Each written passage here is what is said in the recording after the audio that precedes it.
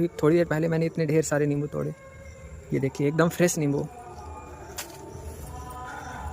और ये रहा नींबू का पेड़, इसमें देखिए काफ़ी ढेर सारे लगे हुए हैं।